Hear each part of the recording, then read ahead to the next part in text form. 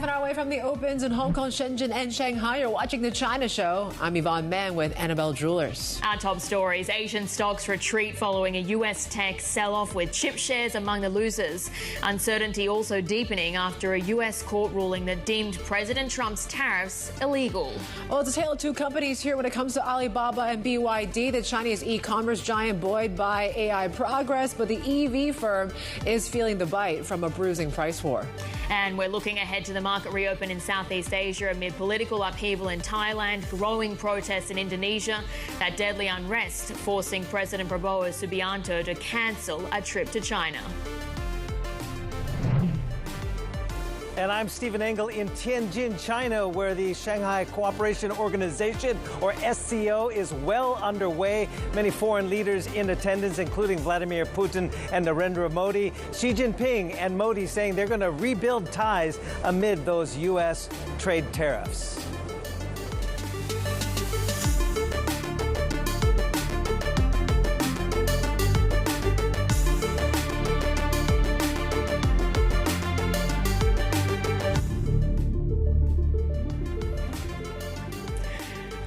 Well, this is the first day of trading for September, and we're starting off on a bit of a back foot here today. I mean, really, though, you can't overstate the next 14 days are going to be really consequential for where markets trend toward into the end of the year. But some of the big data points we're watching for, you've got US jobs coming up, inflation data, all leading into the Fed.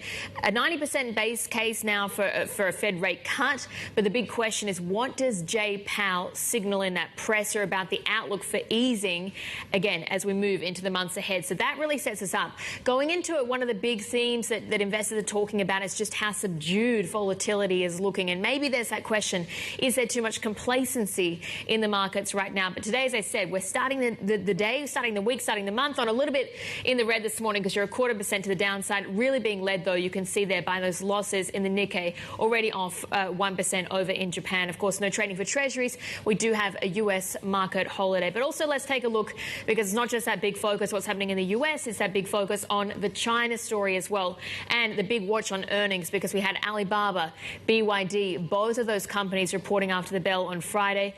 Really strong numbers for Alibaba in particular in certain sections. Actually, leading into the results, the big question was really around what would be the outlook for the food delivery price wars. And yes, that was the theme, but really the big reaction came down to the Alibaba cloud business, and that was the true highlight. And you can see there the market reaction. BYD very much under pressure. We saw a very sharp drop in their quarterly profits, 30% decline. First time we've seen that in a few years. It's all that story around competition, which we see against a number of different sectors. What is interesting, of course, is as you head into that continued market outperformance or that strong run-up you're seeing in Chinese equities, what is the economic story? And Yvonne, it's really interesting because you continue to see optimism in equities, but at the same time, you're seeing weakness in the economic picture as well. Yes, that disconnect continues, right? You take a look at what we saw over the weekend. Those PMI numbers, the official gauge there, did show continued contraction there. And, you know, it seems like it's anti-involution, this whole kind of price competition and trying to stem it as a way of really kind of forcing a lot of manufacturers to kind of step back when it comes to production there. And that really is kind of overshadowing what we've been seeing with basically the U.S.-China trade truce, and that should be actually giving some of these manufacturers a boost. So certainly that's one thing. Home sales, though, still looking pretty dire. Yeah, exactly. I mean, we saw that slump just extending over the course of August, for instance. I think the value of new home sales, for instance, for the 100 largest commercial properties, or properties rather, standing at $29 billion. But you're looking at an 18% drop roughly from a year earlier. So it just tells you any sort of efforts you've seen to try and prop up local property demand don't seem to be working so far. You got to wonder how much traders are going to be focusing on that today, because you take a look at something like Baba, right? When we were so obsessed with talking about food delivery, and it turns out they're talking about this new AI chip that seems to be setting the stock, you know, it's not just, I mean, yes, vertical. AI chip is a big thing as well, because you want to see that drive for self-reliancy and not having to rely on NVIDIA's chips, the H20, for instance. But it's also that general push in AI that they're making and that monetization you're seeing on a number of different fronts. But a 26% jump in sales from the cloud division, I mean, very impressive. And that was clearly what investors were looking at as well, but also taking a look at how they actually are performing in the food delivery price wars. And you are starting to see those returns coming through in the quick commerce arm in particular. Okay. Okay, we'll continue to unpack those earnings for you as well. Because we talked about BYD, that could be the one going the other direction. And of course, ahead of that open, let's bring in our Asia equities reporter, Winnie Shu, on what they're focusing on, your team, this week. Yeah, so take a step back. When you look at how strong the rally has been, right, CSI 300 up 9 weeks out of the past 10 weeks. And so right now we're seeing that momentum really driving the rally, and hence short term there seems to be a little bit more of that positivity for the rally going forward, especially because we're ahead of this military parade that is going to happen on September the 3rd. And historically speaking, we usually see a rally into this event. So until then, we should still see that momentum to keep up, and that was also mentioned in one of JP Morgan's recent note that that's also one of the key catalysts we'll be watching. But like you said, earnings right now, a bit of a mixed picture. On one side, we have those that were really supported by the AI narratives, be Alibaba we just mentioned, and also Tencent, Xiaomi. So those investors are really rewarding them. On the other hand, BYD, and then we talked about the food deliveries being JD.com, Meituan, those suffer because of that price competition going on. So it seems like these are the two big keywords that we're seeing. The picture is still quite split. And when it comes to kind of the other side of things, we talked about the eco numbers still being quite weak. Factory activity is still quite in contraction with that home sale. So it's pointing to the fact that we are still really not in recovery yet. But because of this momentum driving the rally further, we can potentially see a bit of uptake earlier this week, right, but potentially a bigger correction later in the week after the catalysts are over. One of the big momentum drivers, or one of the potential catalysts that was talked about a lot, was the mum and pop investors and just that amount of retail cash that was sitting on the sidelines. Is that theme still intact, do you think? Yes, absolutely. That is one key theme that we've been seeing across all different sell-side reports that have been coming out, saying that this is really important for the rally to continue to go further. And we're talking about the record amount of savings of Chinese households, and that's $23 trillion.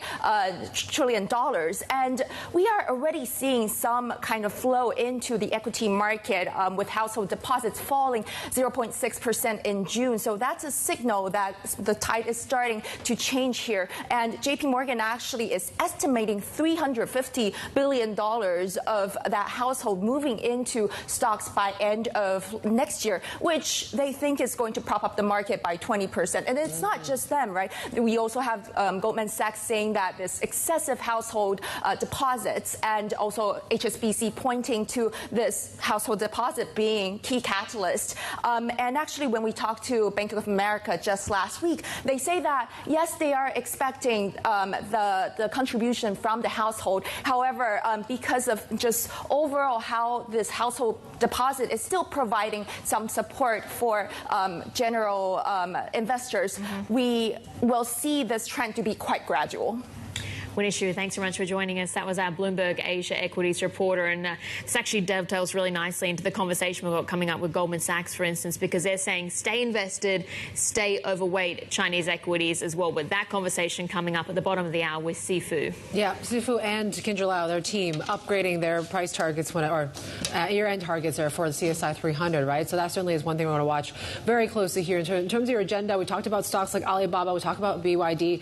Those are going to be seeing some pretty massive swings, I believe, here today as well. That A-share rally, though, might continue. We'll see, right? Given what we've been hearing from the AI space here. So Cambricon and the like still on watch today. Offshore, we're still talking about the strength, right? We basically are continue to see that fix from the PBOC does nudge the currency a little bit towards the stronger end of things. We talk about we're talking about the private gauge now of PMI numbers from Ratingdog now coming in later on as well. HIBOR still remains high. We'll see how that fares for the Hong Kong market here today. Of course, we are still kind of to digest what really came out of that SCO meeting over the weekend. Yeah, absolutely. Lots of headlines crossing from that. A lot of questions around that relationship between Chinese President Xi Jinping, India as well, vowing to rebuild the ties between those two countries amid the pressures from the U.S. trade war. Take a listen. Being friendly neighbors and mutually supportive partners, and realizing the dragon and elephant dancing together should be the right choice for both sides.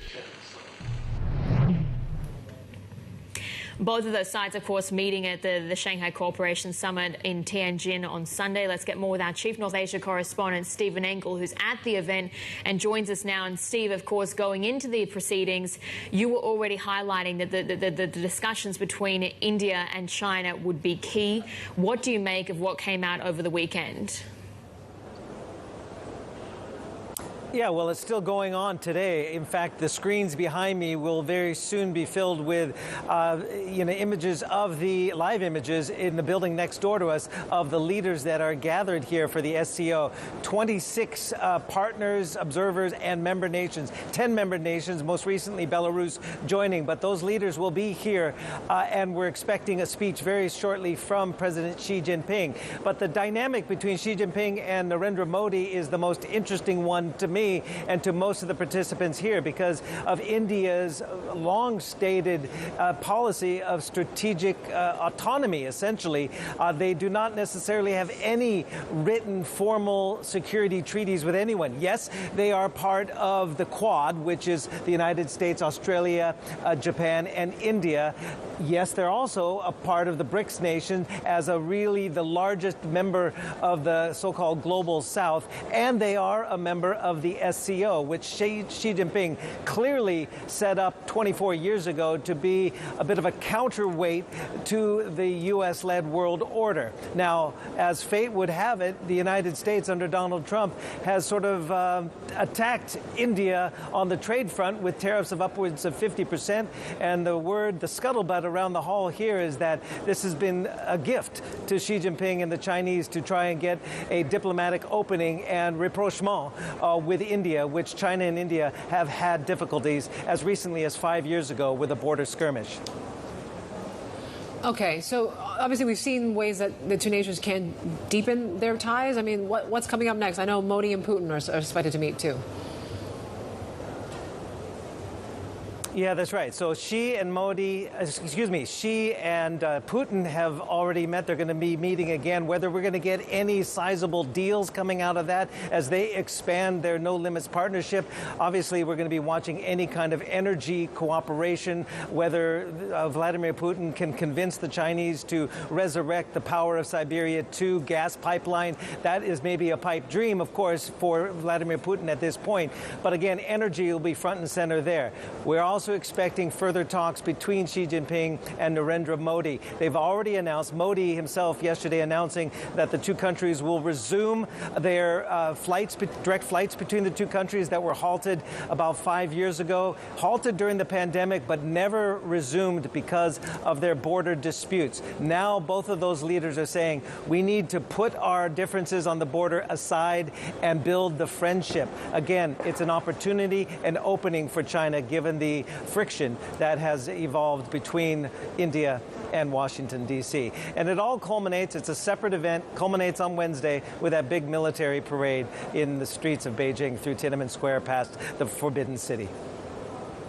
All right, and you will be there all week, Steve. Thank you. Stephen Engel there, our chief North Asia correspondent, joining us out of Tianjin this morning. Still ahead, Indonesian President Prabowo Subianto faces his toughest test since taking office after violent protests rocked the country over the weekend. But first, we'll be dissecting Alibaba's first quarter earnings with Tianfeng Global Research Institution, their outlook, of course, for food delivery and its AI cloud business. And we're counting down the open of trade in Shanghai, Shenzhen, Hong Kong. This is your Monday morning. Futures are in the green this morning. This is Bloomberg.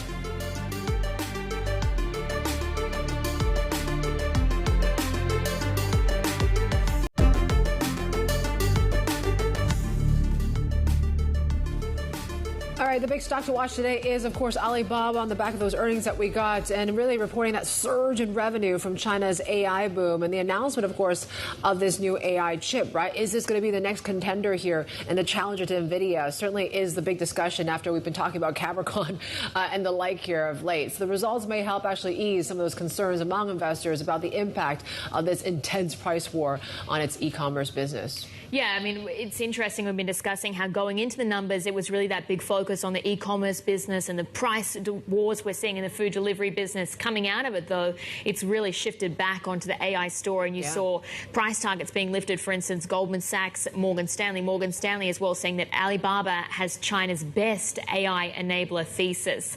But let's get more on the figures now of the earnings and bring in our next guest. This is Karin, head of Tianfeng, Global Research Institution in Shanghai. Karin, thanks very much for joining us this morning. So as we've been saying, it's really that big shift back onto the AI story. What was your reaction or your reading from the numbers?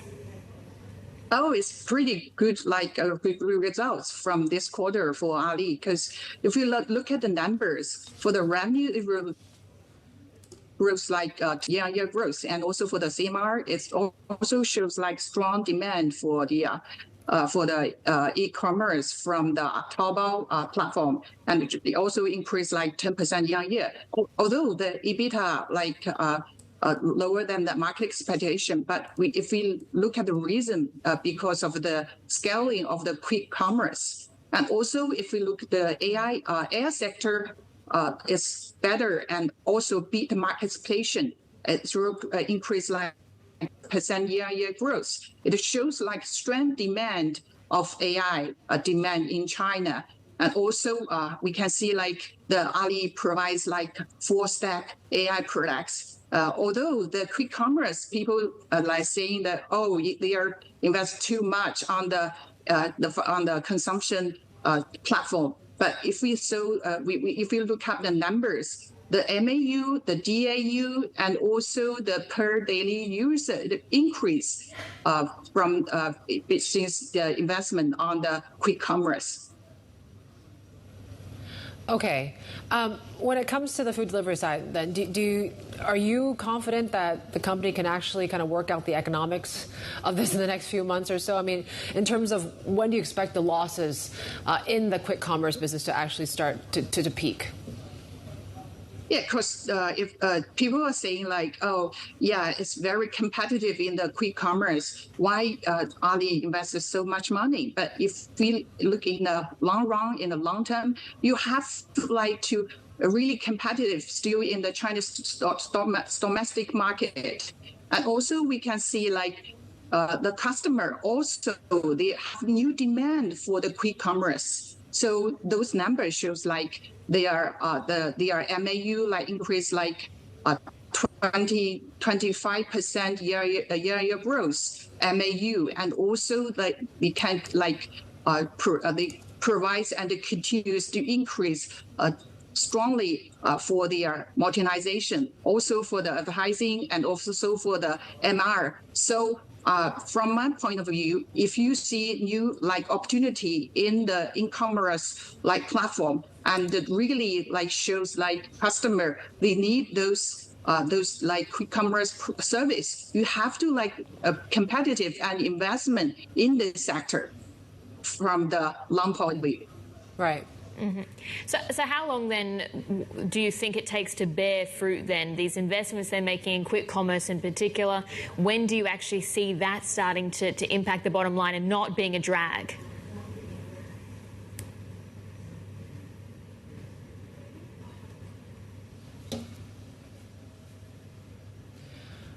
Karin, if you can hear me, I'm asking about the investments they're making. The investments they're making in quick commerce, how long until that actually starts to be meaningful and have a meaningful contribution? I think from the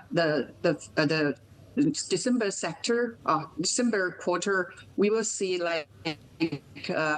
also they are very competitive, fierce competitive in the market, but we will see meaningful progress in the quick commerce, and also it's good for the market, it's good for the customer, and good for the users, and will the monetization will comes after that.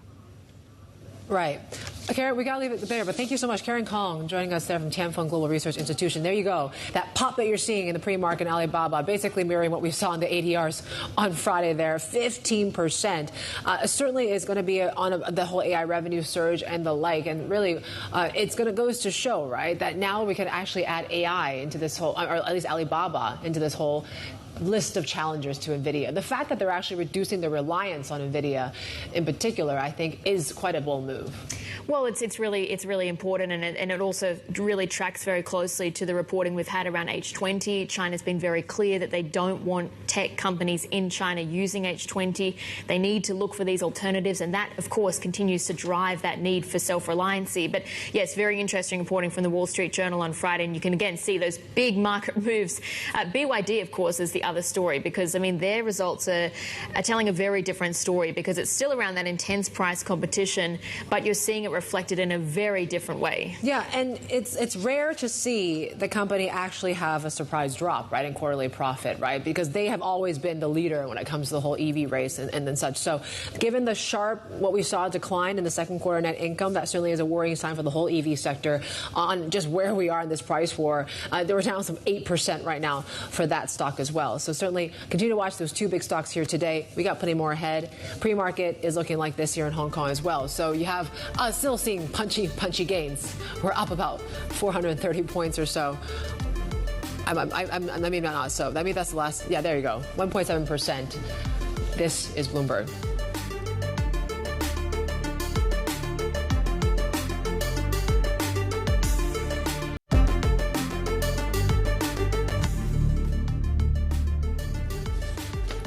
So stocks to watch at the moment. Yeah, we talked about Baba, right? There you go. 15% gains there on the back of those earnings. And of course, the announcement of this new AI chip certainly is the thing that's fueling the stock here right now. BYD, as we talk about there, a rare miss when it comes to the net income index, the sharp decline that we saw there. So that stock heading south this morning. Other sort of earnings to tell you about is Tianjin Lithium that also reported. Country Garden also came out with some numbers there. First half net loss at 19 billion renminbi. Tianjin was also a miss, though, but the stock is heading higher this morning. In terms of chip makers, we're watching, of course, just given the whole AI chip theme from Alibaba, there you go, no surprise. It's giving the likes of SMIC and Huaheng another big jolt there in energy in the whole homegrown AI chip maker space, right? Capricorn certainly is the one we watch at the open onshore just a few minutes time here. There was also the U.S. revoking those waivers for Samsung and SK Hynix to use technologies, the U.S. technologies in their Chinese operators. So that certainly is one thing to look ahead to as well. Yeah, it certainly continues to jeopardize, as you said, revoking Beijing's access to certain technologies, and that's really what drives, as you said, that continuing quest for self-reliancy and that need to have homegrown semiconductor companies. But shifting now to take a look at what's happening with the pre-market session, looking like you're going to have a very, very healthy day ahead. No surprise, of course, it's really going to come down to the Alibaba numbers and how much that's going to be lifting sentiment across the board after what's been a fairly mixed earnings season so far from the Chinese companies. But we'll have more ahead with the opens. You're watching The China Show, and this is Bloomberg.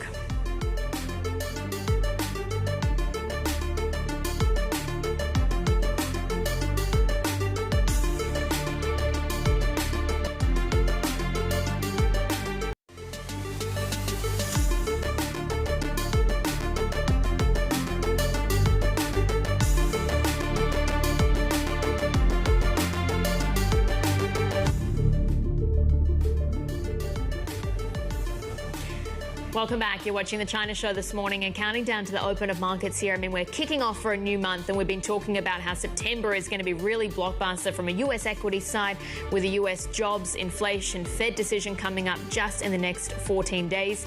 But in China, it's really that question as well. You've had the big stock rally. Is that going to be climbing for another month? Derivatives wages are showing us that investors are starting to a little bit skeptical about the rally. Yeah, certainly when you look at signs of overheating, that certainly is one thing that you could find snippets of that here. But really, you continue to see that this is now maybe an earnings sort of driven story, right? You talk about some of the tech earnings as well that are still quite resilient, and Alibaba certainly is front and center here today. That, in terms of really becoming the next challenger to NVIDIA with this new AI chip, that theme can continue, right? Self-reliance and the like. So certainly that might be helping most of the sort of the growth plays, but really this rally, which started in the banks, right? Something that was very defensive, now seems to be this rotation into the growth theme. Is this a sign of a healthy market and healthy sort of bull run here, which has been somewhat of a slow one, right? And so certainly this is one thing to watch. CSI 300, there you go. We're still up about 0.5%.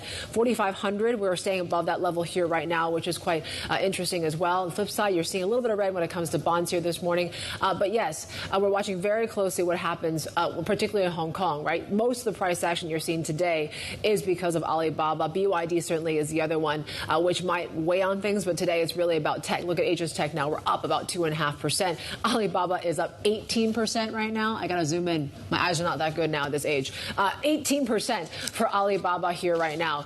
Certainly just goes to show that the China AI push theme is intact here right now. And really those signs that you're seeing in the e-commerce space, you know, there's a lot of analysts and sell-side analysts out there saying that perhaps we're going to see the losses peak pretty much in the September quarter, that maybe things are going to be turning around on that front as well. So there you go. The stock is up 17%. Take a look and see my sins on my terminal. Really, definitely one of the biggest moves that we've seen since March of 2022. There you go. Wow. For Alibaba. That is lifting the rest of the tech space. Look at Baidu is up some 5%. Tencent is up 2%. Xiaomi as well. And the chip space, right? So we are still seeing SMIC and Huahong doing quite good. Capricorn Tech, of course, just given the warning from the company last week, maybe that's why we're seeing some marginal declines here against the grain. But certainly the fact is that you are seeing more of these local chip makers really kind of coming through with more breakthroughs. It certainly is one thing to watch, right? So Goldman Sachs boosting Capricorn price target. That's also one thing to watch there. The forecasting again on AI gains. So that is another thing to watch as well. In terms of the property side, that is still doing okay here. We're watching, of course, these are the Hong Kong developers, not the Chinese ones, mind you. But obviously, HIBOR coming back in a big way, and now we are well above that 3% level. We'll see how that fares, but that certainly is at least helping the property developers in Hong Kong today as well. EV stocks as well, right? But given what BYD did, right? There you go. We're down some 7%, posting that 30% drop in quarterly profit, which is a surprise one for the market here today. So the EV sector is feeling the chills once again of this price war. But certainly not bringing down the overall investor confidence that we're seeing a lot of optimism in the market today. And one of the things as well that provided a boost last week was Goldman Sachs, because they raised their 12-month target for the CSI 300 from 4,500 to 4,900. Let's bring in Si Fu now, China portfolio strategist at Goldman Sachs. So thanks so much for joining us this morning.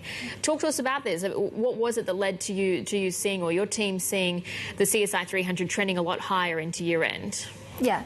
If we look at August performance, CSI 300 have already gained 10%, which we think is triggered by policy and the liquidity lead rally. We think it's going to sustain because if we look at the past years, many positive catalysts and policies have materialized, including the AI we have talking about, the AI optimism start from February this year, and also from the macro perspective from last September. We've already seen the macro is turning to the easing side, including fiscal, monetary, and also anti-involution policies recently.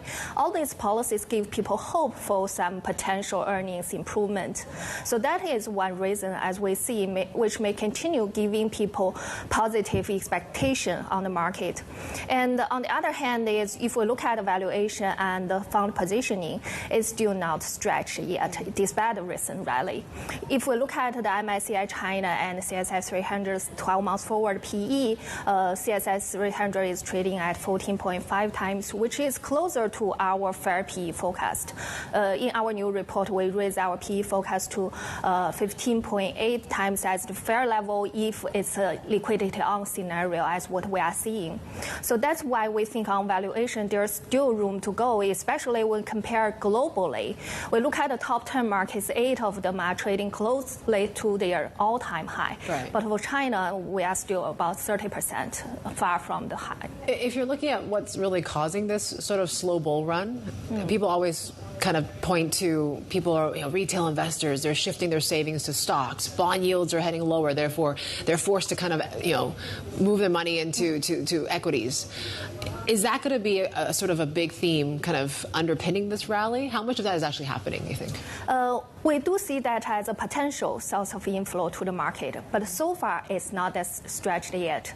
If we compare, we have a risk sentiment proxy that we created as a comprehensive indicator for the sentiment level. Currently, it's less than 1 standard deviation above the average. Last October, it's 1.5 standard deviation above. In 2015, it's 2.5 standard deviation above. So that means we are not at that peak level. We do see the margin balance and turnover increased, but if we look at new accounts opening, if we look at new capital raised by domestic mutual funds, it's still just slightly above average. So we still see room for households to move in. Especially we have seen over 55 trillion RMB deposit, excessive deposit have accumulated since COVID. That is a huge potential. I mean, there's the retail side, but there's also the institutional side. And what do you think then? You're maybe getting a pickup in foreign investor interest, but you're not really seeing it maybe as much in their actual allocations. And does that start to also close a little bit the gap, do you think? We do see foreign investors are also getting in, especially hedge funds are still the first movers. In August, we have seen the hedge funds net exposure to China has raised 180 bips, which is a pretty meaningful change just within 1 month. And now we are back to the median level. For global long onlys, they are kind of more cautious because we are still not seeing fundamental improvement yet. So the liquidity-driven rally is always feel uncomfortable to them. So that's why we see they are kind of slower, but we are also seeing marginal improvement in their allocation. Yeah, you had a question in your report about which sentiment inning are we in China A shares right now? What sort of metrics do I look at, right? We've talked about margins, we've talked about turnover, but when you're looking at indicators, what's going to be the key thing to watch and whether this rally is overheated or not?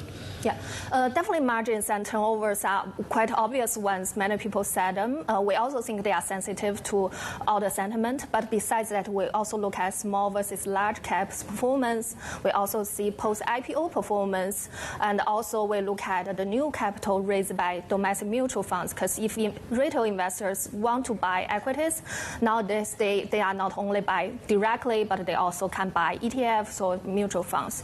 So these are all the metrics we look at. So our indicator include 11 different measures, and we create them as a comprehensive one. Do we need to be concerned, though, about the economic data? I mean, we've been talking about the housing price slump. It extended over the last month. PMI data still in contraction. How much is that weighing on you, just the general economic picture?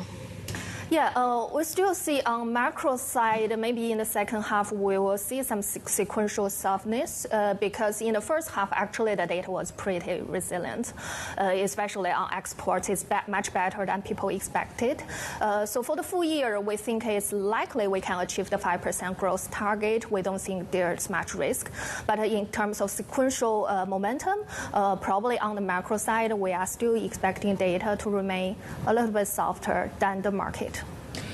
In terms of leadership, I mean, obviously we talked about it was the financials before that really was the standout before, maybe a few months ago. Now it seems to be really growth stocks, right? Can this rotation continue? We do see investors are adding a little bit more to high beta stocks, growthy stocks. Because of the market rally, usually we see small cap tends to outperform in this scenario. Also, growth stock tend to outperform value. So that's why we do see slightly outflows from the shareholder return portfolio and adding a little bit to tech, to materials, upstream sectors that may benefit from the anti-involution policies, and also a little bit in consumer space as well more recently. So we do see this kind of shift, but we still think, especially like long-term investor pension funds, they will keep a meaningful portion in the safe pockets, like the shareholder strategy as well. So it's kind of more balanced portfolio as we see. I like the point you have in your report, the question, what could go wrong? What do you see then as the big risk? Because you're kind of overwhelmingly optimistic, I would say.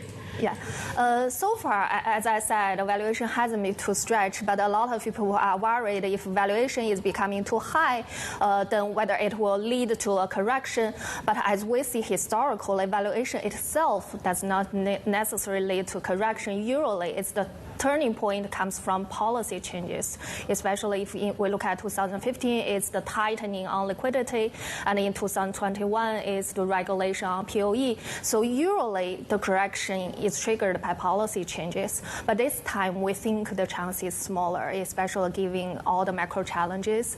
So that's also a reason why we think the rally tends to be sustainable at this time. I think the key risk is more from fundamental improvement, whether it will come slower than people expected. Because if without earnings improvement to support the rally, valuation may look too high then. So that's why we think looking into the next 1 to 2 quarters, earnings delivery could be the key to watch. I'm looking at your new year-end targets. You kept the MSCI China at 90, but you upgraded CSI 300. Are you leaning more towards A shares now? Actually, we still keep, for both index targets, it's imply around 10% upside at this moment. So for A shares, we do think the liquidity environment is favoring A shares a little bit more. But for H shares, as we mentioned, like the internet sector is one of our favorite sector, and we are seeing fundamental it remains resilient there. So that's why we still keep a more balanced view on both market, but liquidity favors A a little bit. I'm looking at HIBOR, 1-month HIBOR in Hong Kong now. It's well above 3% back to those levels again. Should I be worried?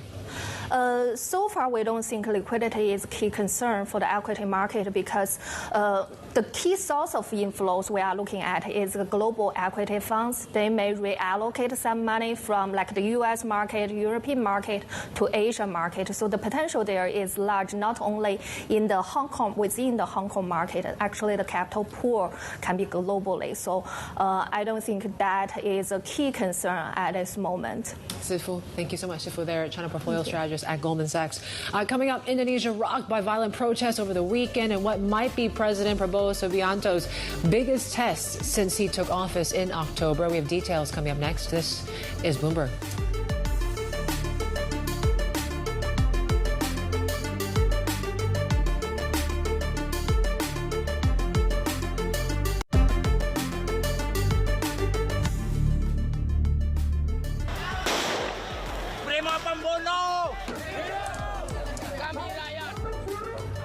Indonesian President Prabowo Subianto calling for calm following violent demonstrations over the weekend. Parliament has now scrapped controversial lawmaker perks that triggered public outrage over inequality and rising living costs. Let's bring in Faris Mokhtar. He joins us now from Jakarta with the latest.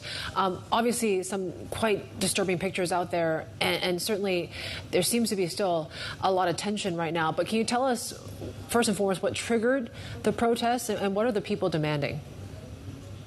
Yes, Yvonne, if you're in Jakarta right now, the bustling streets, Jakarta is known for its massive traffic jams. But if you're on the roads right now, it's eerily quiet. There's a subdued environment in the capital city of Indonesia, which is still reeling from massive protests last week. And the flashpoint was actually anger among the people directed towards the excessive lifestyle, the extravagance displayed by the political elites who continue to actually ask for, greater perks. So one of the trigger points was actually the request by parliamentarians to increase their housing allowance. And that is seen by the people as disjointed, as some sort of a disconnect, because the reality on the ground is very, very different.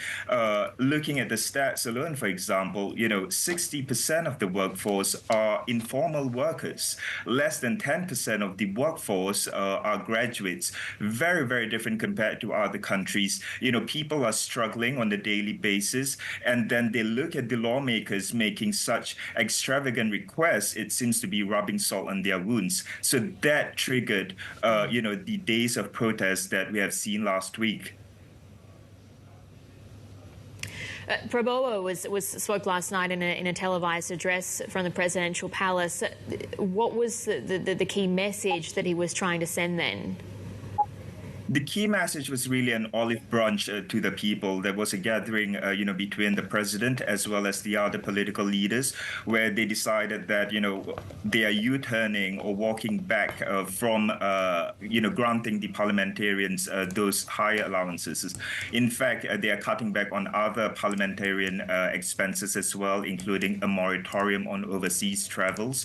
There have been critics who said that, the president, his government and the parliament could have intervened earlier, could have made this olive branch earlier. But the point that the president has delivered is that, while protesters or the people, could demonstrate, do so peacefully without, committing any sort of anarchy, which the authorities would clamp down on going forward. The government is taking a firmer stand on acts of anarchy. But the main message of the president is to really control the unrest, is really to calm the situation, not inflame it. He has urged the parliamentarians and other political leaders, to sort of invite the student leaders who are at the forefront of the protest and other protest leaders, to have a dialogue, basically.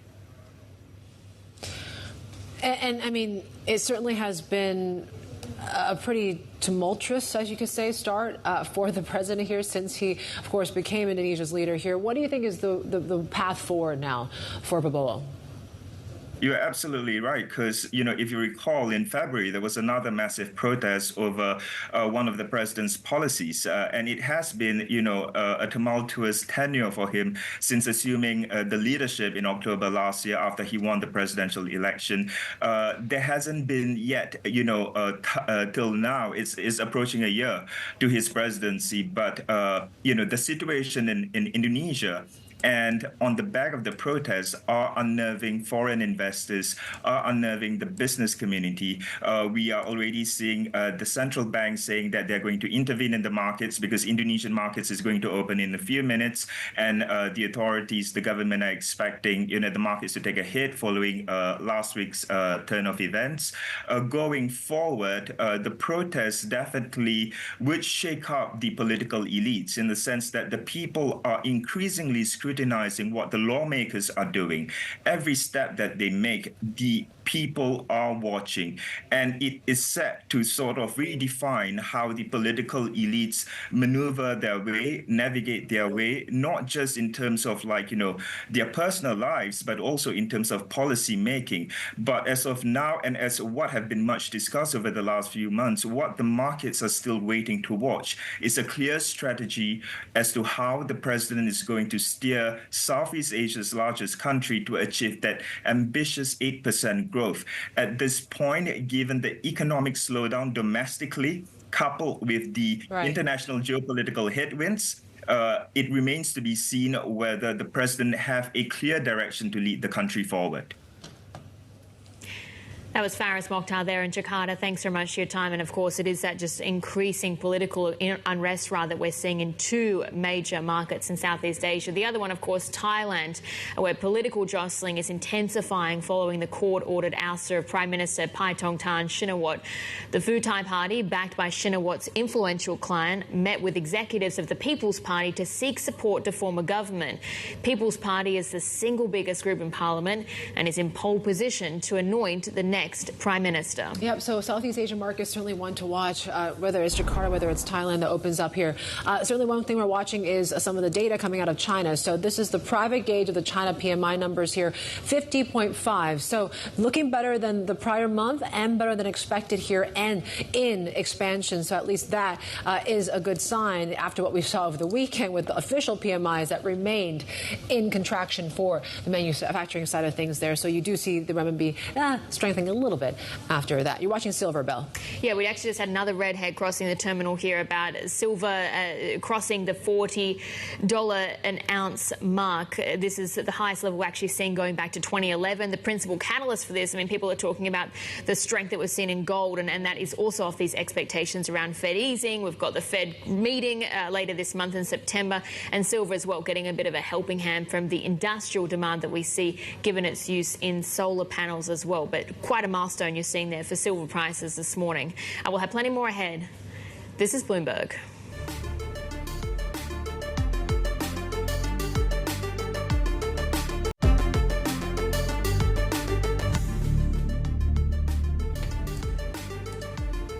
Well, some of the global headlines that we're following this morning, a US court has ruled that President Trump's global tariffs were issued illegally under an emergency law. The move upholds a May ruling by the Court of International Trade. The majority of judges left the tariffs intact while the case proceeds, as Trump has requested. The president had earlier warned that striking down the levies would harm US foreign policy. And the Trump administration is proposing strict new visa limits for Chinese journalists in the US, limiting their stay to just 90 days.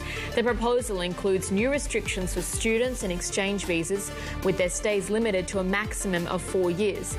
The move comes amid a broader immigration crackdown from the US, which has seen Washington set up visa revocations. Yep, you take a look when it comes to markets, and Hong Kong remains the standout here today, actually bucking the trend here, where we're seeing downside of the rest of the region. Hong Kong is still doing well. We're up 1.6%, but some big moves in the chip space in particular here. In particular, we actually seeing Capricorn and Hua Hong Semi now in more in the negative territory here. Capricorn down some 7%. That's despite Goldman Sachs boosting the price target of the stock for a second time in a few weeks as well. On the back of those earnings, they say that it continues to fuel expectations of increased AI chip segments there. But Alibaba is really what's lifting most of the tech gauge here today. Take a look at that. We're up 15, 16% here. That's the biggest move we've seen in about, I think, 3 years for that stock on the back of this whole AI push from Alibaba. BYD, of course, that surprise sharp decline when it comes to second quarter net income. Market certainly feeling that here this morning. We're down some 5.5%.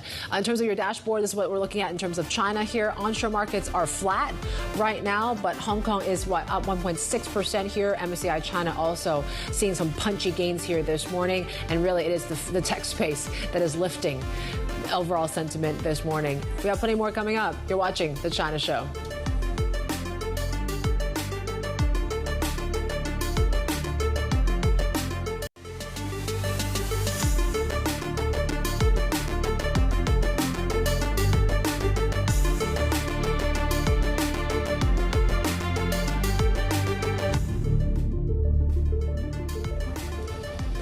Welcome back to The China Show. Here's a look at the HSI half hour into the session, and we are doing quite well here in Hong Kong. In fact, we are one of the leaders here in the region here when the rest of the markets are feeling this sense of, I guess, a bit of tension as we count down to 14 days of plenty of event risk when it comes to US CPI, jobs numbers, and the Fed all happening in the next 2 weeks or so. But Hong Kong still continues to stand out here, and really Alibaba is the one that's really kind of lifting the benchmark here this morning, with the stock now seeing double-digit gains here, and the highest we've seen for Alibaba since 2022. Yeah, really strong results well, not across the board really for Alibaba. We actually saw it sort of underperforming in some key areas, but cloud was really the standout for the business, and it's that AI story that's very much intact once again for the business, and so that is really feeding into the sentiment today. But as you said, really actually Asian equities are under pressure today, and we've come into the start of the trading week, with a couple of bad headlines. I think the main one that we're seeing across Asia today, because you can see it reflected in the Nikkei there, you can see it in the Kospi as well, but essentially the US Commerce Department removing Samsung, SK Hynix from the list of entities authorized to move some goods from China without a license. And so off the back, you are seeing those chip makers that are really in the red today. So that is, again, weighing on the picture. US Trump tariffs as well also being deemed illegal, being upheld by US appeals court as well at the end of last week. But as you said, we're heading into a very, very pivotal 2 weeks. You've got US jobs, you've got US inflation data, and then as well you cap it off with that Fed rate decision. And ahead of that, really, it's been that key question as to where equities go from there, depending, of course, on what Jay Powell signals around the path of easing. Yep, we got to talk about Jakarta, though, because that market is just opening up. And, of course, because of the protests that we saw over the weekend, certainly the tension on the streets, we just talked to our colleague Ferris, is that certainly still ongoing here. Right now, we're seeing JCI down some 3.5%. Now, this is on the back of the decline that we saw of 1.5% on Friday already when these protests broke out. We heard from over the weekend from the president revoking some of those lawmaker perks that really kind of triggered the sort of unrest already here. A lot of questions about now that we talk about what this means for the fiscal side of things, are they going to have to do something when it comes to government spending to just appease protesters on the streets? There's certainly going to be a lot of lingering questions on how long these tensions are going to last. Yeah, and also be watching very closely the currency, because we've actually had the central bank stepping in to say we are going to be stabilising, and that again, we just had a further reiteration of that this morning. They're very much focused on the currency risk as well. But taking a look at what we're seeing across the board for semis and semi-related names this morning, you can see here Huawei, Cambricon very much under pressure. Alibaba, though, as he said, standing out post those readings, or those earnings rather, and BYD. I mean, it hasn't been a great set of earnings for that company, and they're really showing as well all the competitive pressures that they face in the autos market. All right, let's get to our Mary Nicola now, MLive market strategist, who joins us now, talking a lot of things. But certainly the Hong Kong, this equity rally is certainly sticking out like a sore thumb, given the rest of the market in Asia is not doing so well. But it seems like it's Alibaba that's lifting this market by itself. Yeah, absolutely. And what we're seeing is that it just reaffirms that resurgence of the AI boom that's happening in China. So obviously what we saw from Alibaba was positive news, especially after we've seen some mixed results over this earnings season. So we've had essentially a lackluster earnings season, but Alibaba just sort of confirms that the AI boom is still there. It's still going to be one of the key catalysts that's driving the China surge, the Hong Kong surge, and of course you also have that renewed interest from local buyers who are sitting on a massive savings glut, that are transitioning some of their money that's sitting in deposits into the stock market, and that's also helping with the surge that we're seeing in the equity markets. Okay, so that's sort of the China story and the earnings story. What else are you watching in the session today, Mary? So obviously we have Labor Day in the U.S., so it's going to be a relatively quiet day. But I think obviously the key thing here for this week is just going to be on the labor market report. So obviously if we're looking at, what does it solidify bets from the Fed? Overall, we think that the pressure on the dollar is likely to stay, especially if you're going to see rate cutbacks confirmed. But as well, you're also seeing there's still that lingering pressure and the tension between the Fed and the U.S., the politicization of the Fed, that is also going to be a drag on the dollar.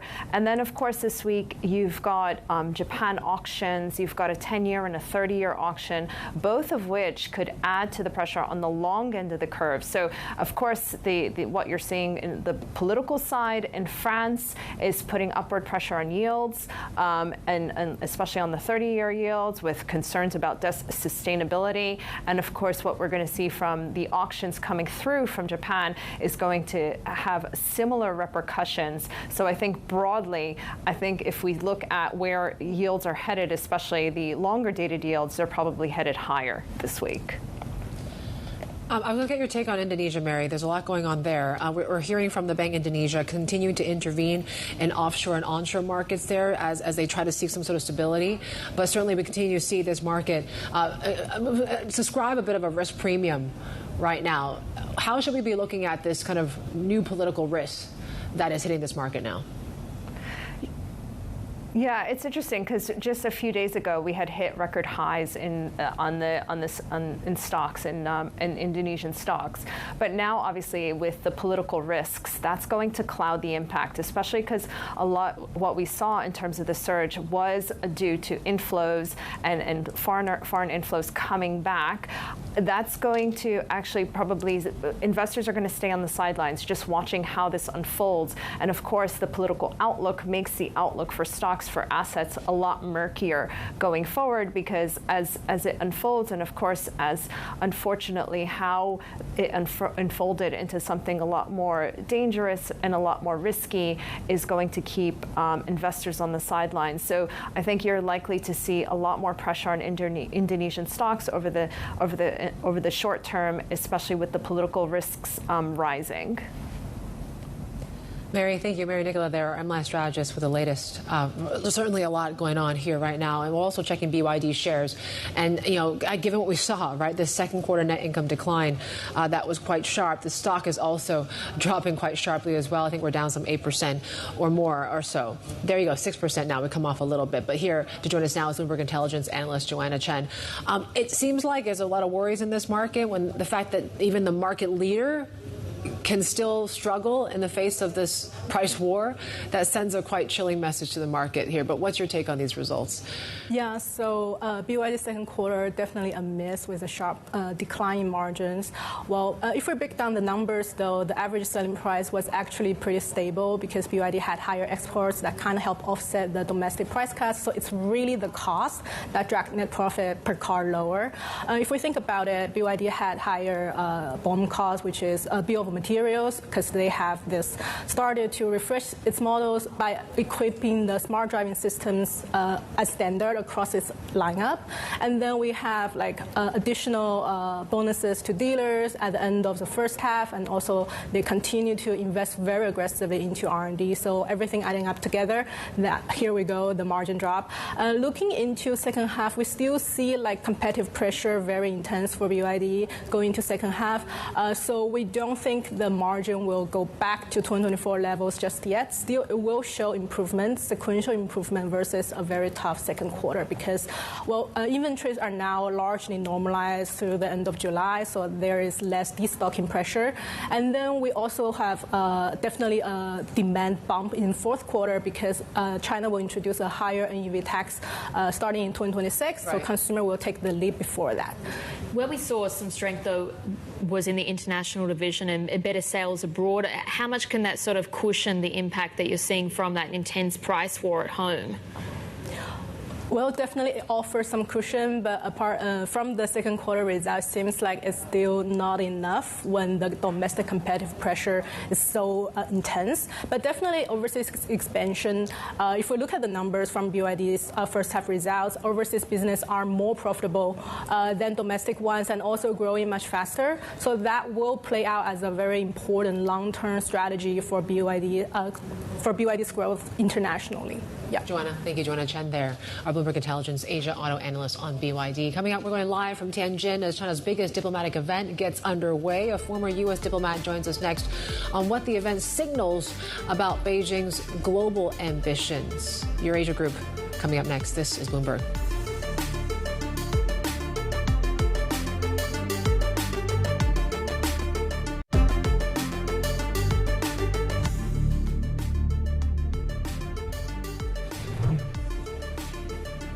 All right, we've got to talk about Tianjin right now. Most of China's closest international allies are there for the SCO Summit. And although the gathering was planned well in advance, world events over the past 6 months have really given it far more attention and weight. So it has been quite timely, right?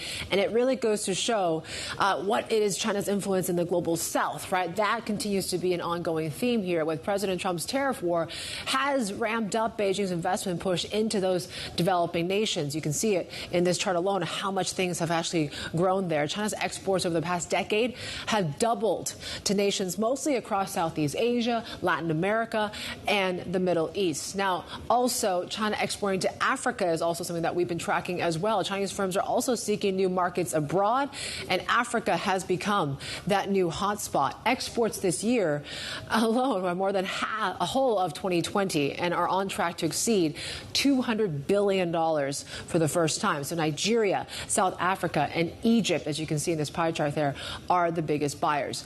And this comes at a time when we are seeing a warming up of ties between Beijing and New Delhi. This whole recalibration, right, where you have leaders Modi and Xi Jinping, they did hold their bilateral meetings on Sunday with both sides pledging to be partners and not rivals. So India and China are also resuming direct flights and increasing trade.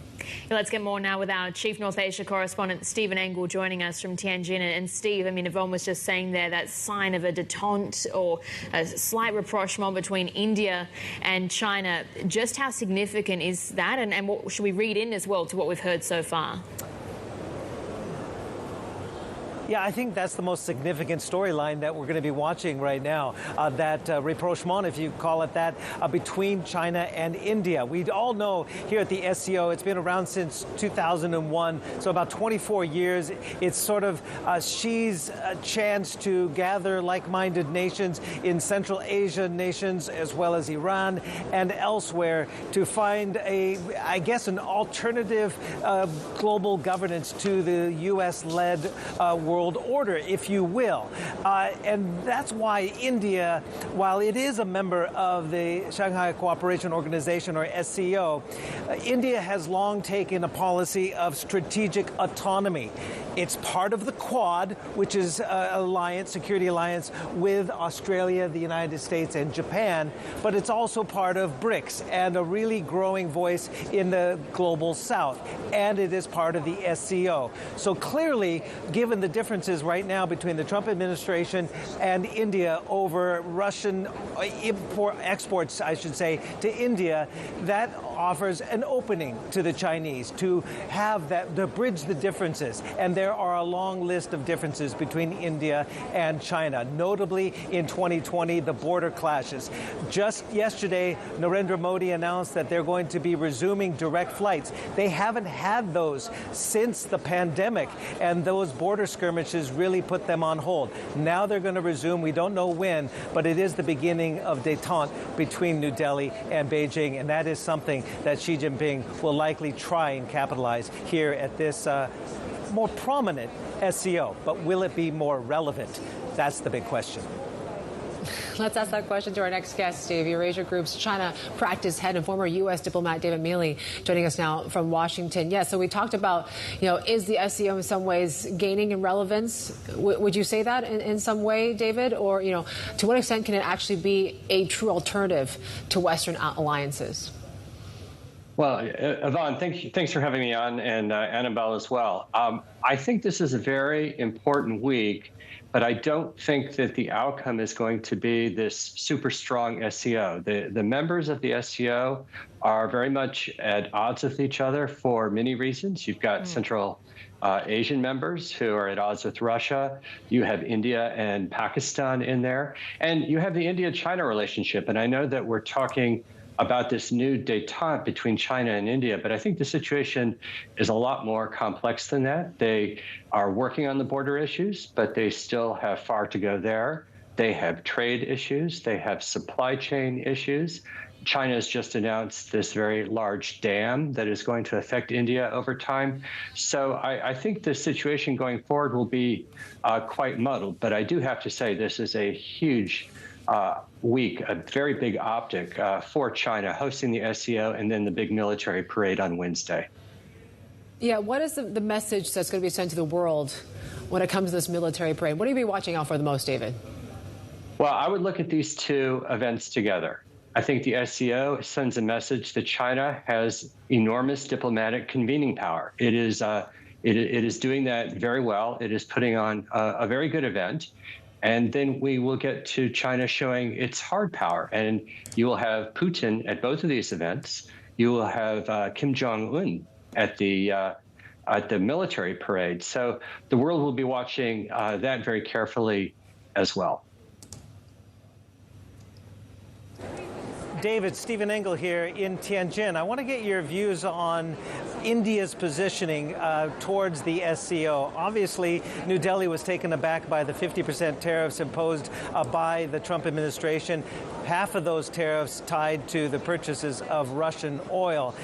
Do you see this as the great opening, the great opportunity that Xi Jinping hopes it will be? Or do you believe behind the scenes in the halls behind me, the Indians are probably trying to hedge their bets and not play all their cards on the China side right now?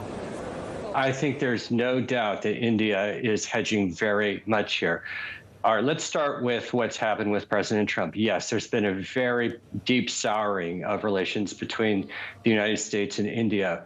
But what is happening between China and India is actually quite independent of that. China and India have been working on finding a mechanism to talk about their border issues for some time.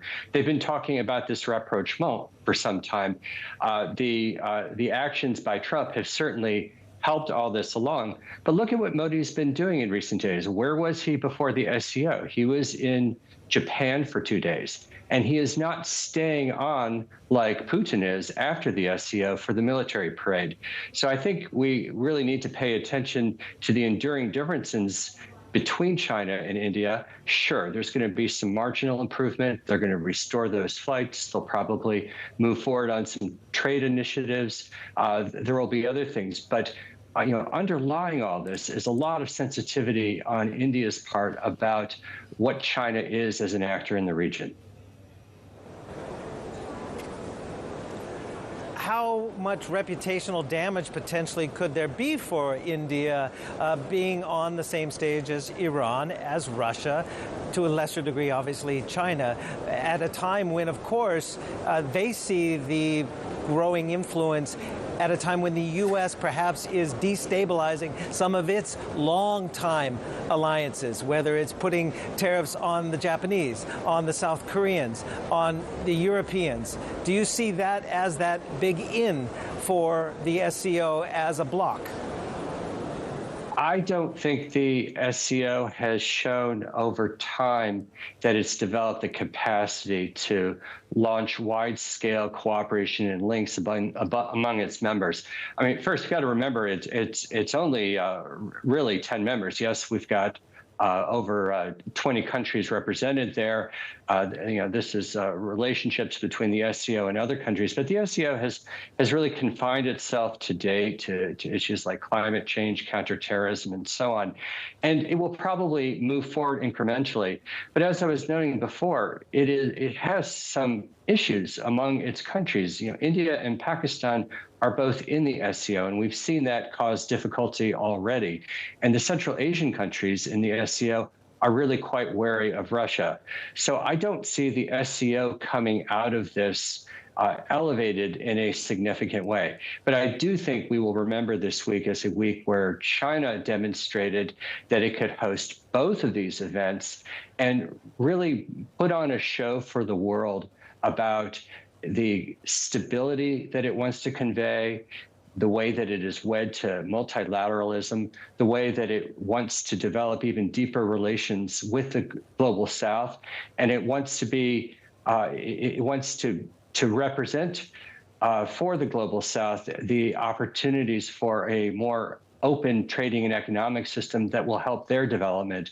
And in doing so, China is contrasting itself with the United States, which, of course, as we all know, is in the process of having launched this tariff war and is at odds with many of its allies and partners. David, we've just got a live shot here of the opening ceremony just getting underway this morning. Just prior to that, we'd actually just seen Narendra Modi holding conversation with Russian President Vladimir Putin. I mean, we can see right here as they take that photo opportunity that Vladimir Putin has a very prominent position right next to Xi Jinping. But what do you make then of Russia's presence at that, and also the relationship between India and Russia in particular? Well, the India-Russia relationship goes back decades. India and the Soviet Union were very close in those days, and India has maintained its military supply links to Russia and has maintained quite a bit of work with Russia over time, and that does not look like it's about to change anytime soon. There's no surprise here to see Vladimir Putin on the stage there. It's always been planned that he would attend this event, so I wouldn't make much out of that. But I do think the optic of Modi being there with them in the context of what has happened recently between the U.S. and India, and in the context of the India-China warmth that we're seeing, at least tactically for the moment, is quite significant, and we will remember this week. David, thanks very much for your time this morning. That was the Eurasia Group's China practice head, David Meale, and our chief North Asia correspondent, Stephen Engel, there on the ground in Tianjin. We'll have plenty more ahead. This is Bloomberg.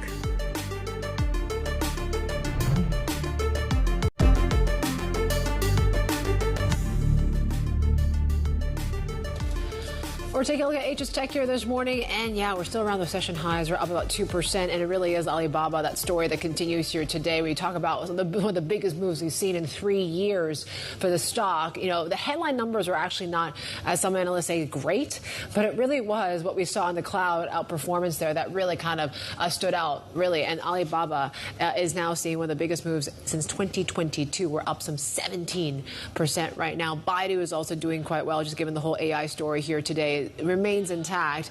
And Meituan, though, only just slightly on the positive side. But you did see that when it came to those Alibaba numbers, the market doesn't care that much, really, about the whole food delivery stuff here right now. But at least there's some signs that maybe they're making some progress even on the food delivery side, too. Yeah, very, very cutthroat, though. And Meituan, of course, flagging that there's going to be further losses perhaps in the second half of the year. But let's take a look at what's happening across the board today in Asia, because really, if there's one market standing out, it is Hong Kong, of course. You're up more than 2% right now. Otherwise, markets are mostly in the red today, and Japan is really leading that sell-off itself. Or the Nikkei down nearly 2% as we head into the lunch break this morning there. What else you're seeing, of course, is the Kospi here, because it's really that tech story and these restrictions, further restrictions to some of the chip makers on their sales or exports to China is really playing into the picture this morning. Yep, so there you go. We're watching very much how this liquidity-driven rally is going to continue. It seems like at least for another day, things are looking very, very good. We're watching turnover very closely here because we've been talking about we basically hit record monthly turnover in China to end the month of August here, just given the amount of money that we're talking about that's gone into this market, right? We talk about whether it is savings into stocks, whether it's bond yields that are low that has pushed people into this equity market. Goldman Sachs Si Fu did say, right, that we actually haven't seen that much of that so far yet, but maybe there's more potential for this. But we have plenty more coming up.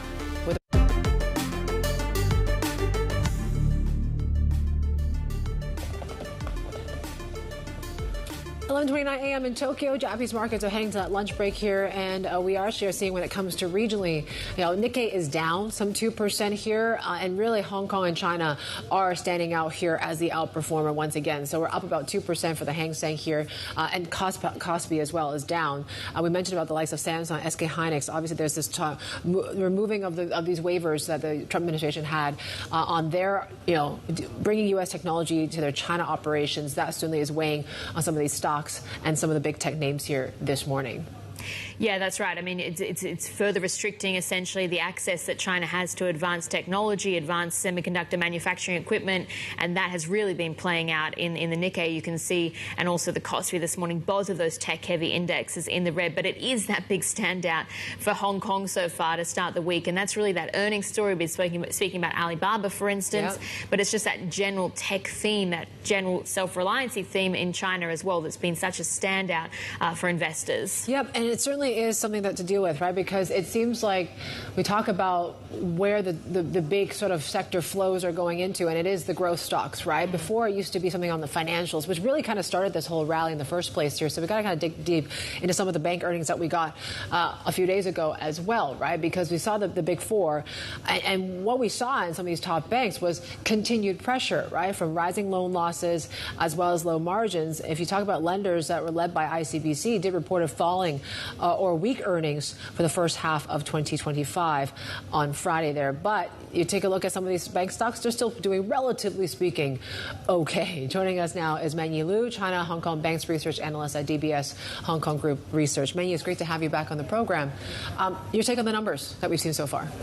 I think that's mostly in line with the expectation. We do see that the NII, like the NIM, net interest margin of the China banks, still under some pressure, but the second quarter trend is slightly better than first quarter. And on the loan volume side, that's still also on track with the expectation, kind of weak credit demand, but that's expected. I think there are some slight positive surprise from the fee income side. We do see some large banks such as BOC, ABC, and PSBC. They are reporting like 10 to 11% year-on-year growth in the fee income side. And I think that on the outlook, I think that's also kind of positive outlook for the second half with a boom, like a bull market in the Asia market. So you actually see then the trend higher into the second half. I mean, what is going to be driving that, aside from sort of investor optimism generally around equities? Yeah, I think that's the main driver, like the so-called asset reallocation from the deposit in China market, indicating that there are more investors or from the residential side, they are moving their deposit into the equity market or into the wealth management product. And that would be positive to banks' fee income in wealth management or in the equity side. It seems like, though, they're still quite strained from whether it's cheap lending, from these subsidies as well. I'm just wondering, when I take a look at, margins, overall margins contracted further to a record low already of 1.42%. Yeah. I think they needed, at least 1.8 to actually make a decent profit, right? So how much lower do you think NIMs can go? I think that there is still a few bips to go down in the rest of the year, but definitely it's on a marginally stabilizing trend. Like if we are not seeing, like we are not expecting something like the existing mortgage repricing, like what we have seen in the past year. We are not expecting that in the rest of the year, and our DBS House View expects like 10 bips of a one-year LPR cut in the rest of the year. So that's not really a very large trend. And also we do expect that a deposit rate cut in May, like 5 to 25 bips of deposit rate cut for different terms, and that would also support the NIM. So we expect that there will still be some NIM pressure, but kind of a marginally stabilizing trend. Sure. What about loan growth? I mean, do you see that sort of picking up at all, credit demand? Not really, actually. I think that would take time. We do see some encouraging policies such as the interest subsidy on the consumer loan side. But I think how the real effect will be, I think that remains to be seen. Because the residential in China is still in a deleveraging process. And how much would this help, I think still needs time to show. Yeah. You mentioned the property side. We continue to see the data doesn't look too good. How should I be looking at risks in the property and the LGFV sector here right now? I think for these two sectors, obviously it's down from the peak, like the NPL ratio or the new NPL formation. I think that's definitely down from the peak. So we do see that on the asset quality side, we see that China banks are delivering a kind of stable NPL ratio. And the pressure now, I think it's more from the retail side, while the corporate side, including the property and LGFV, is much stabilized by now.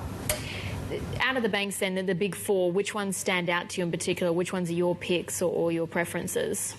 I think other than if we are talking about the big four, I think my preferred one is ABC for its highest earnings growth, continue to delivering the strongest earnings growth among the big four banks, and also the valuation kind of more reasonable now after the share price pullback last month. And among the other banks, like the joint stock banks, I think we kind of like the CITIC Bank for its highest yield, like around 6% dividend yield on its H share. That's the highest among the peers we track. For China Merchants Bank, we think still have chance in the long term, but in the interim result, its fee income kind of disappointed the market, so may see some near-term volatility for now. We talk about this rotation, into growth stocks right now, and kind of taking the leadership away from the banks, which, the dividend play was so hot just a few months ago. Yeah. What sort of interest are you still hearing from clients and the like on the financial sector now, on just a dividend play alone? I think it's true that the interest kind of rotated back to the growth sector, and it actually makes the yield back to a more attractive level again, like 5 to 6% now for the H shares of the China banks. And our house view, like from our insurance sector analysts, he believes that 4.5% would be continue to be a attractive level of dividend yield especially for the insurance. So I think the dividend level comes back to a more attractive level now. Manyi, thanks so much for joining us this morning. That was Manyi Lu, the China Hong Kong Banks Research Analyst at DBS Hong Kong Group Research. And let's head back to Tianjin now, because we've got President Xi, who's just started an address at the opening ceremony. We can listen in to what he's saying this morning. 回首来路， Looking back, we have weathered the storms on our journey and emerged stronger because we have adhered to the Shanghai spirit. Looking ahead, we should carry forward the Shanghai spirit in a world fraught with challenges and changes. Forge ahead with solid steps and better tap into the potential of our organization. First, we should seek common ground while putting aside differences. Shared aspirations are the source of strength and advantage, and the will to seek commonality while shelving differences reflects wisdom and vision. SCO member states are all friends and partners. We should respect our differences, maintain strategic communication, build up consensus, and strengthen solidarity and collaboration. We should make the pie of cooperation bigger and fully utilize the endowment of every country so that we can fulfill our responsibility for peace, stability, development, and prosperity in the region.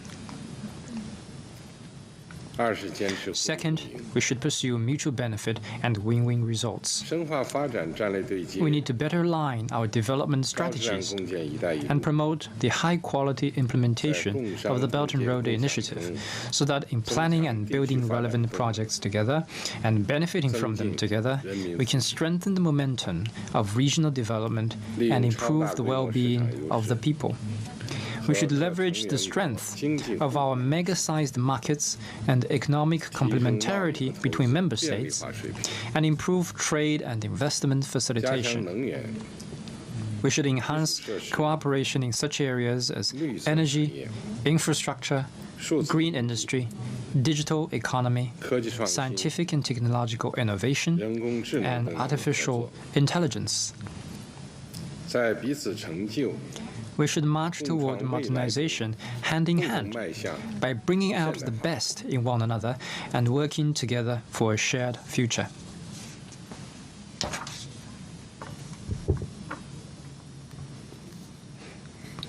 Third, we should champion openness and inclusiveness. The vast land of Asia and Europe, a cradle of ancient civilizations where the earliest exchanges between the East and the West took place, has been the driving force behind human progress. Since ancient times, people of different countries have bartered and traded for mutual benefit and learned from each other. SCO member states need to enhance mutual understanding and friendship through people-to-people exchanges, firmly support one another in economic cooperation, and jointly cultivate a garden of civilizations in which all cultures flourish in prosperity and harmony through mutual enlightenment. Fourth, we should uphold fairness and justice. We must promote a correct historical perspective on World War II and oppose the Cold War mentality, bloc confrontation, and bullying practices. We should safeguard the UN-centered international system and support the multilateral trading system with the WTO at its core. We should advocate an equal and orderly multipolar world and a universally beneficial and inclusive economic globalization, and make the global governance system more just and equitable. Fifth, we should strive for real results and high efficiency. We should continuously promote SCO reform, increase resources input, and enhance capacity building to improve its institutional structure and make its decision-making more scientific and its actions more efficient. We should put into use the SCO Universal Center for Countering Security Challenges and Threats and the SCO Anti-Drug Center and set up an SCO development bank as soon as possible to provide stronger underpinnings for security and economic cooperation among member states.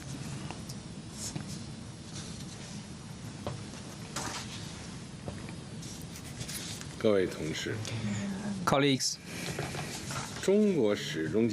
China always aligns its development with that of the SCO. All right, those are live pictures out of Tianjin. You're just hearing from the Chinese President Xi Jinping.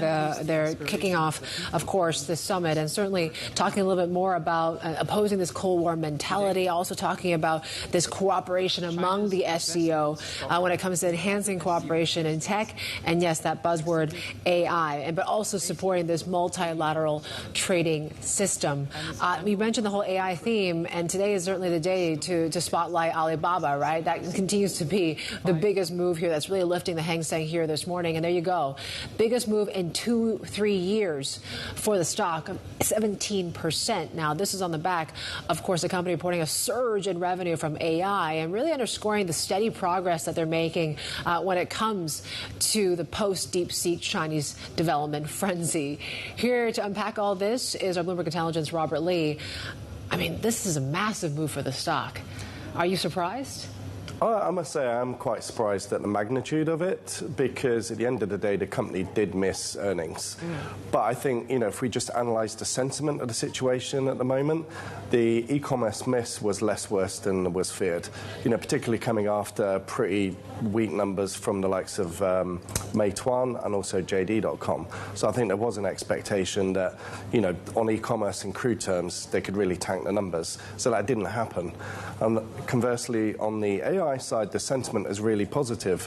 The momentum on the AI cloud business picked up, which was expected, but that's running at an annual run rate of around 26%.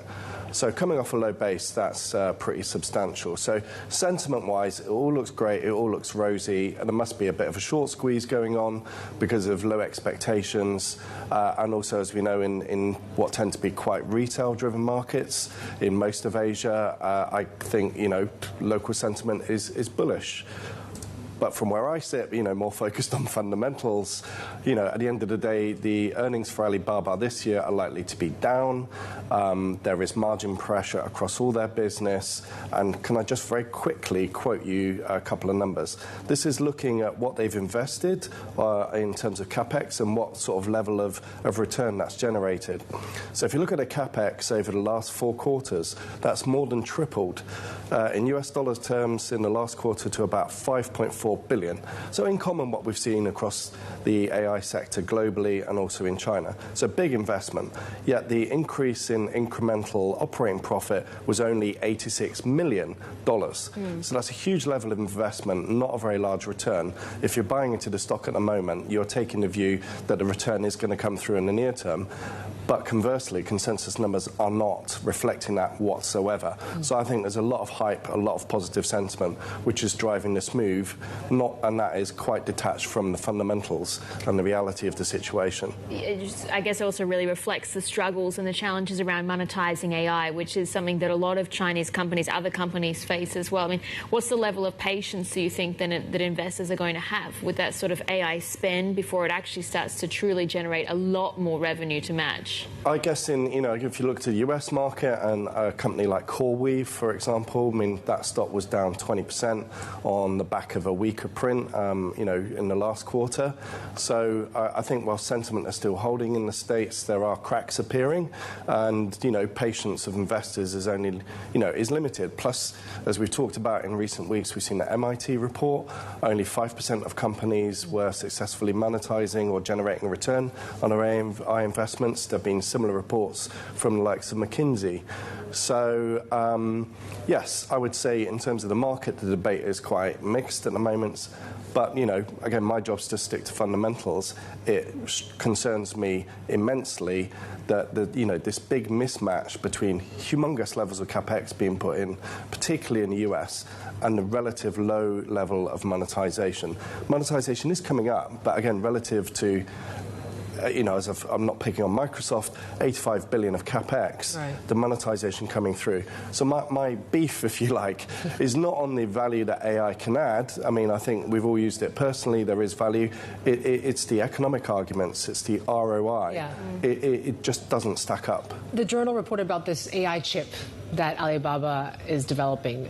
We're short on details, but what's your initial take? Okay, so yes, the report was that Alibaba is now developing its own chip. I think that mirrors what's going on in the US. The likes of Google, Meta, Amazon are all doing the same. And why is that? Because demand for these chips continues to outstrip supply. So it's not wholly unsurprising that Alibaba's apparently doing the same. Whether Tencent is doing that, Baidu does have a chip business. Sure. So monetization is the key people need to focus on. Yeah, and I guess whether that chip is for training or inference is another question we still don't know the answer to as well. But that was our Bloomberg Intelligence analyst there, Robert Lee, and we'll have plenty more ahead. This is Bloomberg.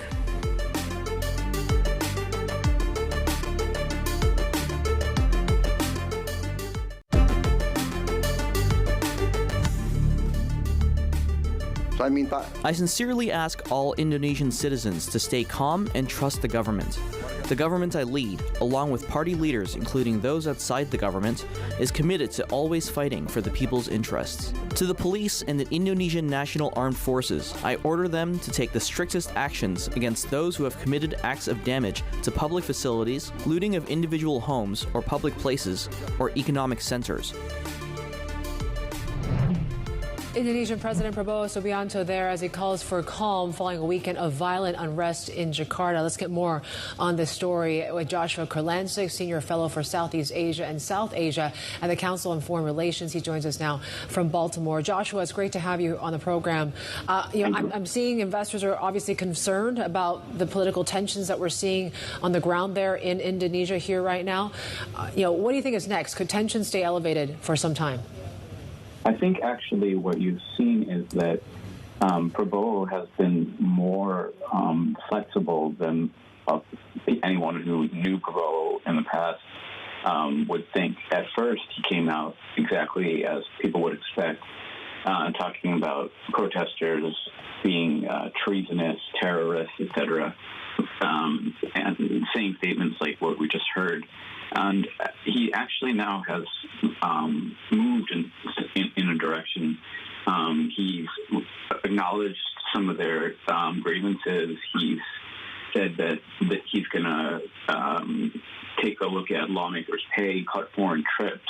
He acknowledges the challenges in the economy, etc. That is not what anyone, I think, would have thought that Prabowo Subianto would do. What the first is. The second, I think, is quite unusual, and so I think that might have an effect in promoting calm. Those quick concessions, though, that Prabowo seems to have made, I mean, is that going to be having any sort of impact on people, though? Will they be listening to what he's saying, do you think? I mean, they're definitely listening because the media penetration of what Prabowo says is enormous. I think there are underlying grievances well beyond the pay of lawmakers. I'm simply saying that he could have gone in a much worse direction. The problems with youth unemployment, economic challenges, etc., those are serious challenges that existed before Prabowo and that he has not done very much to deal with. He now needs to deal with these serious challenges, as well as lawmaker pay and trips. That's a minor point compared to Indonesia's major economic challenges. What sort of actions do you see the government doing moving forward here? You mentioned there's a list of demands from protesters. What can they still do right now to appease protesters now? Well, the first things, which is already said, is the lawmakers' pay is absurd compared to the standard of living and the number of lawmakers, and the number of lawmakers take foreign trips and spend a lot of money is something he can do immediately. I think that will have some modest effect. Beyond that, there's huge problems, and that he could do things to reverse some of the mistakes he's already made, like going back on his idea of a state investment fund basically controlled by him, which is a recipe for massive graft, corruption. And he could also go back on some of his statist economic ideas, which have a long history in Indonesia, but he has put back in favor. Those are major mistakes he's already made.